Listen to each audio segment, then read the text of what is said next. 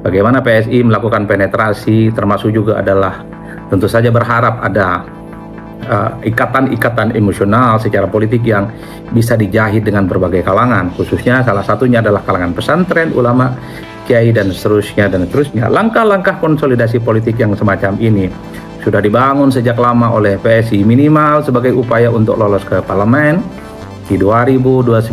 Khawatirnya terekses dari persoalan yang saat ini dihadapi oleh Ade Armando. Bismillahirrahmanirrahim. Assalamualaikum warahmatullahi wabarakatuh. Saya kira salah satu isu politik yang menarik untuk kita bicarakan hari ini adalah soal Ade Armando, politisi PSI yang kemarin mengundurkan diri dari PSI dengan berbagai alasan. Inilah yang saya kira sejak kemarin mundurnya Ade Armando yang dinilai oleh publik tidak ada angin dan tidak ada hujan, kemudian mengundurkan dirinya dari posisi sebagai pengurus ataupun juga sebagai kader PSI. Ini tentu menjadi salah satu konsumsi politik, menjadi spotlight yang sebenarnya per hari ini pun juga ramai diperbincangkan oleh publik.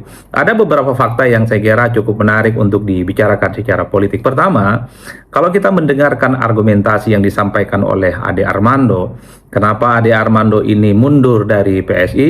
Katanya ada surat yang datang ke DPP PSI, di mana surat itu mengatakan bahwa agak sulit masyarakat itu atau orang-orang tertentu agak sulit untuk memberikan dukungan politiknya kepada PSI kalau di situ masih ada Ade Armando.